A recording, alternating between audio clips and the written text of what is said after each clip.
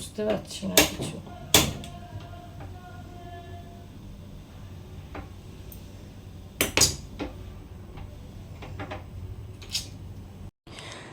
জামা কাপড় কাঁচা হয়েছে, সেগুলো বের করছি, এবার মেলে দিতে হবে। এখন তো চলবেই কাচাকুচি, কিন্তু ওয়াশিং মেশিনটা গন্ডগোল করছে বলেই মানে ওটা নিয়ে এক চলছে টেনশান।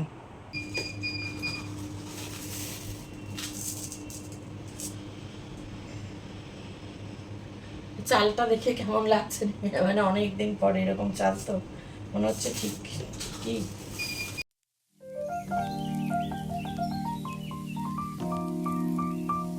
শুভ সকাল বন্ধুরা, এতক্ষণে এলাম তোমাদের সামনে চা খেতে। চা খেতে না, চা করতে। 9:26 বাজলো।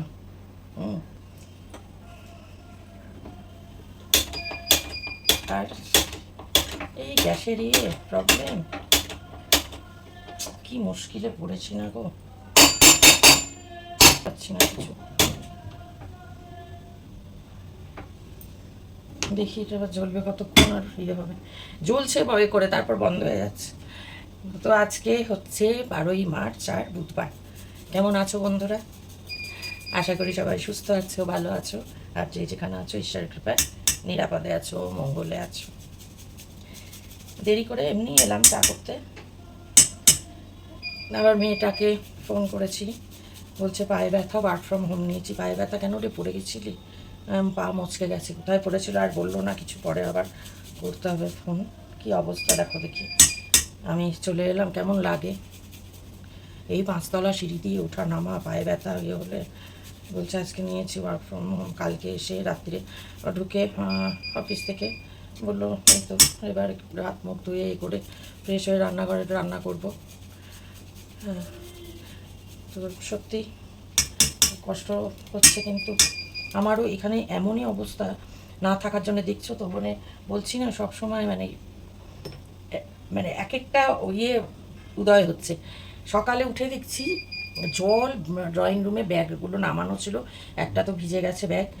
জল কোথা থেকে এলো, উৎস সন্ধান করে দেখছি ওয়াশিং মেশিন, কিন্তু ওয়াশিং মেশিনের সব পাইপ ঠিক আছে, আছে, কাপড় কাচা হয়েছে, কালকে মেলবো আজকে। তো কী ব্যাপারটা বুঝলাম না, যে জলটার উৎস কোথায়। জল ভেসে এবার ওয়াশিং মেশিন চালালে যদি জল ভেসে যায়, তাহলে আমি ভাবলাম কোনো পাইপ খুলে গেছে কিনা। তো আমি তো আমার চোখে আমি তো আর টেনে নাড়িয়ে, অথচ দেখো রাত্রি পর্যন্ত ওয়াশিং মেশিন তো চলেছে সেই তোমার দুপুরবেলায় রাত্রিবেলা পর্যন্ত তো আমি জল দেখিনি কোথাও, কোনো জল ছিল না, কিছুই না। তাহলে সেইখানে ঢাকা দিন হয়তো দেরি হবে, সেইখানে জলটা কোথা থেকে এলো, মানে এই মানে কি বলবো, মানে এমন হয়ে আছে না, সবই গণ্ডগোল। ফ্রিজের তো কী অবস্থা, এখনও ফ্রিজের সব পল্লবী করবে বলে কাল টাইম পাইনি, সব বার করা আছে তাকগুলো, সব একবারে বাইরে ভেজে পরিষ্কার করে তারপরে শুকিয়ে মুছে তারপর ঢুকবে। ফ্রিজ নিয়ে তো হলো এক তত্ত্ব, মানে এক পর্ব গেল। ফ্রিজ হতে হতে ওয়াশিং মেশিন চালিয়ে কিছুই না, আমি দেখলাম না ঠিকই তো আছে। রাত্রি পর্যন্ত, দুপুরে চলেছে, তারপর তো বন্ধ করে দিয়েছি, হয়ে গেছে, এখন অটোমেটিক বন্ধ হয়ে যায়, যেমন ওই দেখো দেখছি আগুনটা বন্ধ হয়ে গেল। এইটা কি হচ্ছে, আমাকে তো খবর দিতেই হবে, কারণ গ্যাস ভাত বসাবো, ধরো ভাত তো বড় গ্যাসে বসাতে পারবো না এরকম বন্ধ হয়ে গেলে। কালকে ভাত নিয়েছিলাম, আজ থেকে আবার মানে ভাত নিজেই করে নেবো, কারণ ভাত থেকে যায়। কি সমস্যা বলো তো, কি করে এইগুলো লাইনের ভেতরে এইসব বাহারে দিয়ে।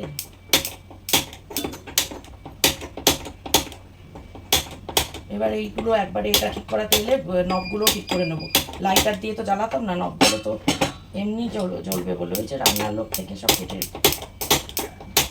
দেখছো না, চা করতে এসে যদি হয়, কি ব্যাপারটা আমি বুঝছি না।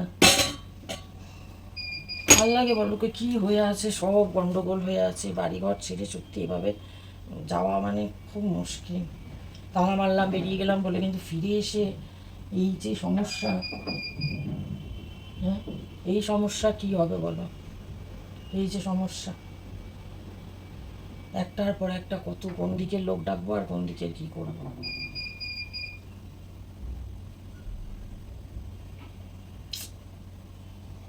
বুঝে পাচ্ছি না। তার মধ্যে মেয়েটার জন্য, সেটার জন্য এখন এই চিন্তা, যে কি কোথায় পা মচকালো, কোথায় কি হলো।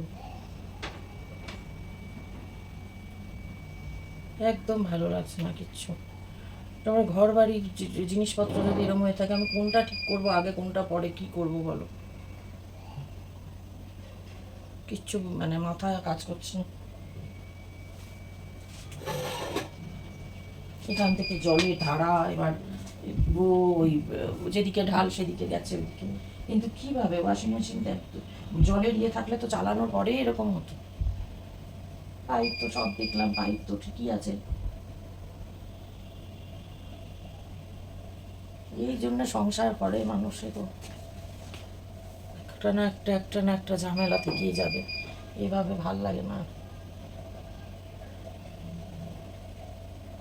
এবার সব তো ধরো লোক তো আমার মাথায় না, লোক খবর দেওয়া, আশা কাজ করবে, সেই ইয়ে সবই মানে ইয়ে ভালো লাগে না আর।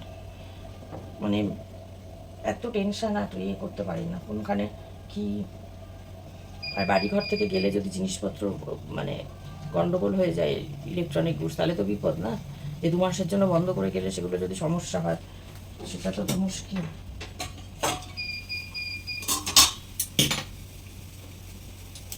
এটা যে কমাবো, কমাতে গেলেও নিভে যাবে নাকি কিছুই বুঝছি না। তাও এটা বাড়ি মেরে টেরে মিডলটা জ্বলছে, ছোটোটাও জ্বালিয়ে রেখেছি জ্বলছে। এবার ছোটোটাও কতক্ষণ জ্বলবে সেটা আমি জানি না, কিন্তু বড় বার্নারটাই তো দরকার বেশি। বড় বার্নারটা যদি এরকম করে তাহলে কি করি বলো?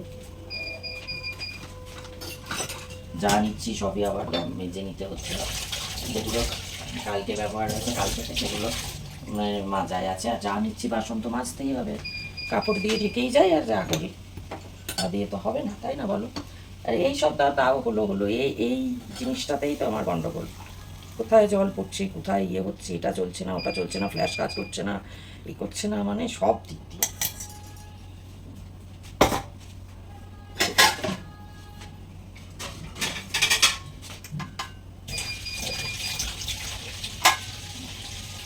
সব পরিষ্কার করতে হবে। চলো ঘরে যাই, হ্যাঁ চাটা খাই, জল পিপাসাও পেয়ে গেছে খুব। যা খাই, জল খাই, খাই খেয়ে তারপরে ওষুধ ফষুধ খেতে হবে। একটা ওষুধ দিয়েছে মাসে একদিন, ওটা খালি পেটে, ওটা এখন খেয়ে নিই। মাসে একদিনে খাওয়া হয়নি, 3টে ওষুধ নিয়ে এসেছি। মৌরি বলেছিল বেশি করে তোলা, ওই জন্য ওকে ছিল, কিন্তু ওদের রেকর্ড থাকে, বললো না 2টো তোলা হয়েছে, একটার বেশি দেবো না। বললো মা মনে হয় এটা পাওয়ারফুল একটু, তাই জন্য সুগারের জন্য মাসে একটা করে খাবার খালি পেটে। তো এখন আগে খালি পেটে ওটা খেয়ে নিই, খেয়ে তারপরে এই করি। কিছু জামা কাপড় কাচা হয়েছে, সেগুলো বের করে আবার মেলবো, আর কিছু আবার ভরে আবার চালিয়ে দেব। সমস্যাটা তো তোমাদের বললামই ওয়াশিং মেশিন নিয়ে। তো কিছু করার নেই, তাই বলে কাচা বন্ধ করেও রাখা যাবে না। তো সেই জন্য যেগুলো আছে সেগুলো করে দিই, আর যেগুলো কাচা হয়ে গেছে সেগুলো মানে মেলে দেব। এই এখন মনে হচ্ছে খুব, জানো তো, যে কি সুন্দর ওখানে মেয়ের ওখানে ছাদে মেলতাম।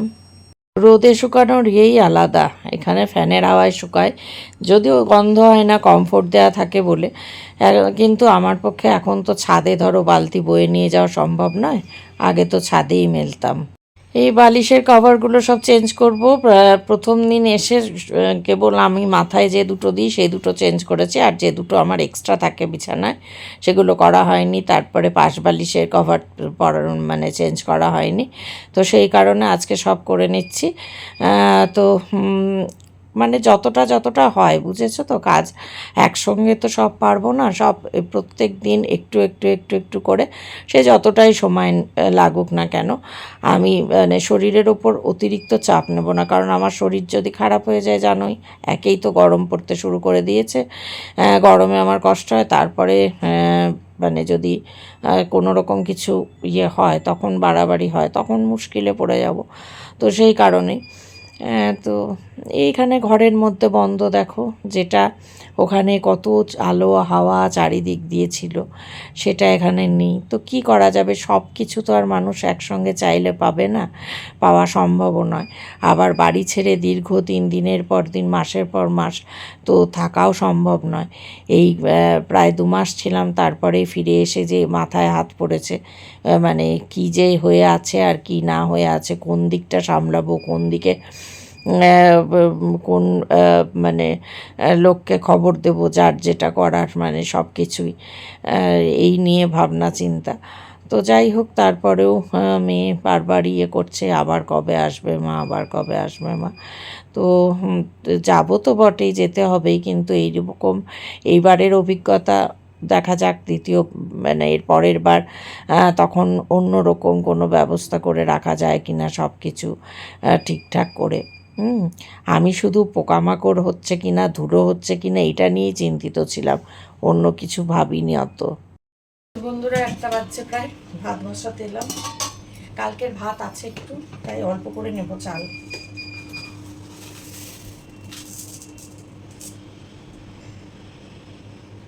চালটা দেখে কেমন লাগছে, মানে অনেকদিন পরে এরকম চাল, তো মনে হচ্ছে ঠিক কি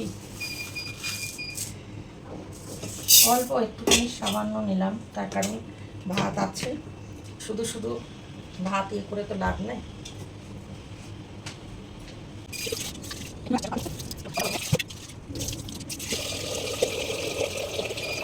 ইয়ে করি,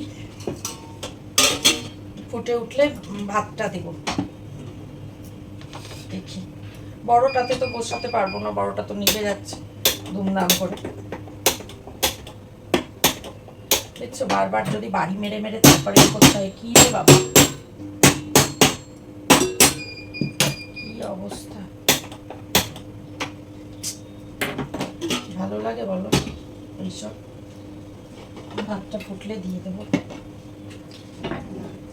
স্ট্যান্ডগুলো সব ঢেকে রেখে গেছিলাম বাসনের ঝুড়িতে।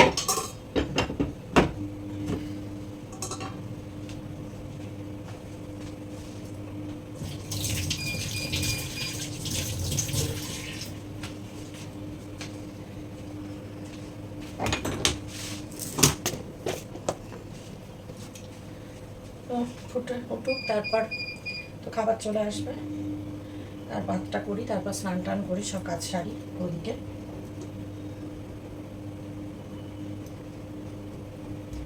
কাজ করলেও সবাইকে সন্তুষ্ট করা যায় না, কি আর বলবো। কিছু মানুষ এরকম কপাল নিয়েই জন্মায়, যত কিছুই করা হোক না কেন কেউ সন্তুষ্ট হয় না, কাউকে সন্তুষ্ট করা যায় না। তা আমার মনে হয় এখন সন্তুষ্ট করার চেষ্টাটা ছেড়ে দেওয়া উচিত। যখন কাউকে সন্তুষ্ট করা যাবেই না, যাই না, হাজার করে না, তারপরে তাহলে আর সন্তুষ্ট করতে মানে করার চেষ্টা করলে লাভ কি, তাই না?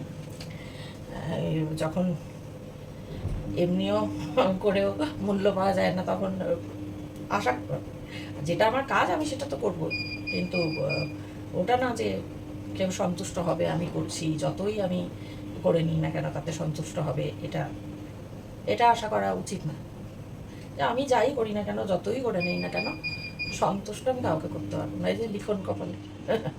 তো তার জন্য আর সেই চেষ্টাই করবো না। যা কাজ, কাজ তো করবোই, নিজের কাজ, নিজের ডিউটি যা সে তো করবোই, কিন্তু সন্তুষ্ট কেউ হবে না, এটা জেনে নিতেই হবে যে কাউকে সন্তুষ্ট করা যাবে না। এই জন্মে, এই জন্মে হলো না, বা আগামী জন্মে, আগামী জন্মে কী হবে জানি না। তো কি আর করা যাবে, কতক্ষণে ফুটবে ভগবানই জানে। বড়টায় হলে ভালো হতো, বড়টা যে কি হলো আমি না বুঝে উঠতে পারছি না, কি হলো। এত ইয়ে করে দেখলাম এগুলো, এত এদের সমস্যা না অনেকতেই। একটু দেখি তাও চেষ্টা করে।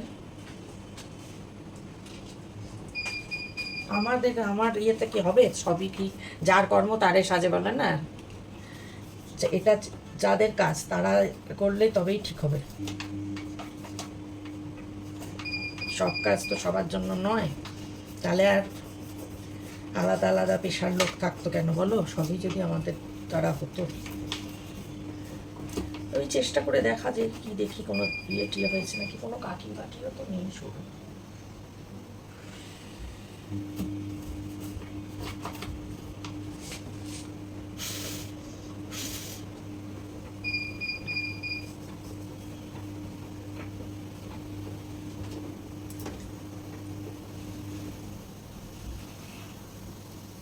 এটা গরম জল করে এগুলো ন্যাকড়াগুলো সব কাচতে হবে, আবার এগুলো ইয়ে করতে হবে। কতগুলো প্যাকেটে মোড়া আছে, সেগুলো থাকার পর কি অবস্থা জানি না, প্যাকেটের ভেতর করে কি দিচ্ছে। এই যে এই কাঁচা এটা প্যাকেটের মধ্যে রাখা, যাতে ইয়ে না হয়।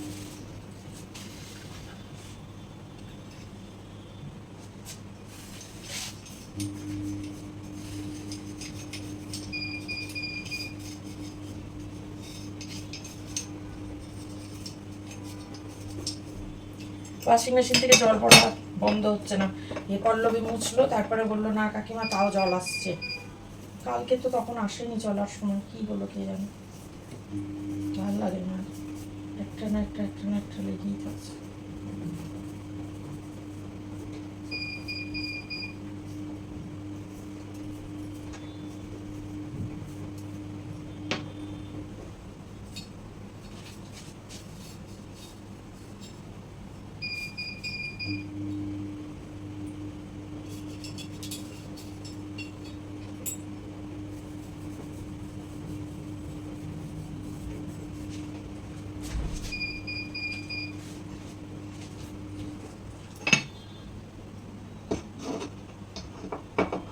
এতে কি আর হবে? হবে না,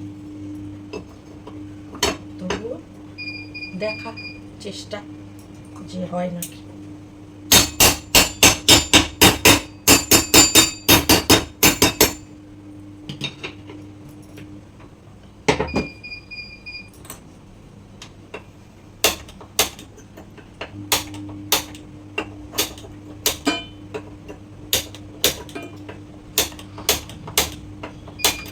কিচ্ছু না, কিচ্ছু না, কোনো এবার রেসপন্সই দিচ্ছে না এখন আর কোনো।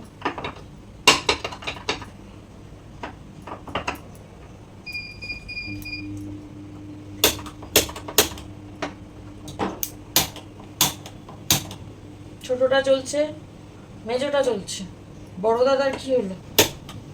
বড় দাদা জ্বললো, কিন্তু বড় দাদা কতক্ষণ জ্বলে, দুম করে বন্ধ হয়ে যাচ্ছে।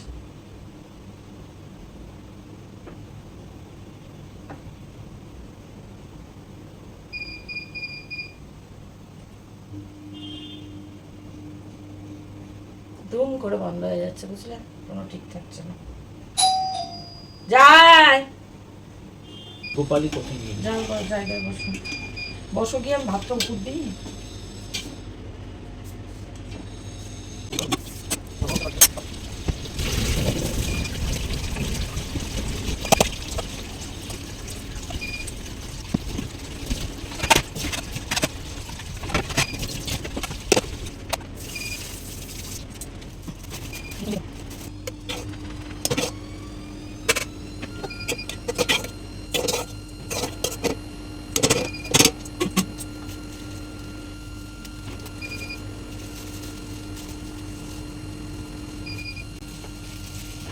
আমিও খাই একটু কষ্ট করে, খেতে তো ভালো লাগে না, নিম বেগুন দিই তো। আগে নিম বেগুন দিয়ে খেয়ে নেবে নাকি? নাও।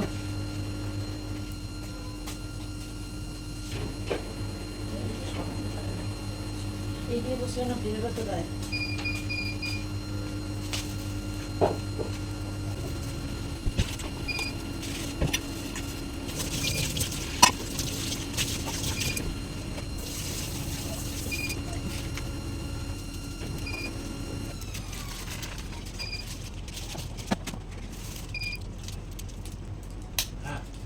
দিচ্ছি, খুলে নিই সবগুলো।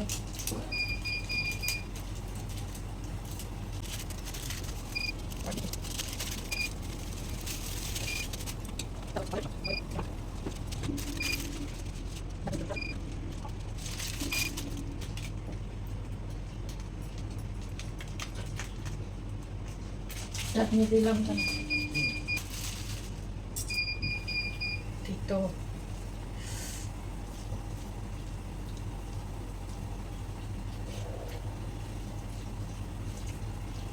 প্রীতি তো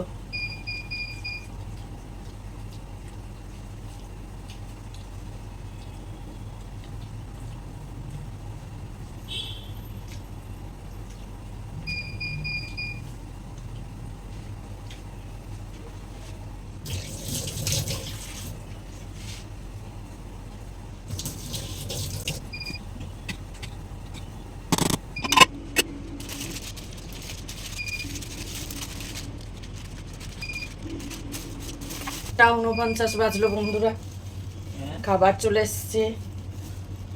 খাবার রুটি, দেখি রুটি আর কি দিয়েছে। গরম, একদম গরম, রুটিও গরম, তরকারি আছে মনে হয়, হাতে গরম। গরম গরম রুটি খেতে ভালো লাগে, কিন্তু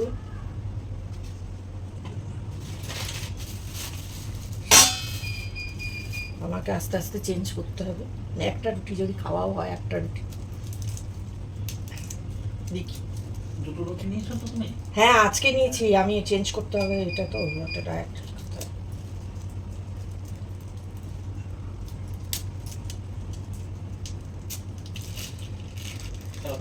হ্যাঁ তরকারি দিচ্ছি। গরম, একদম গরম গরম করলে না, গরম গরম খেতেও ভালো লাগে।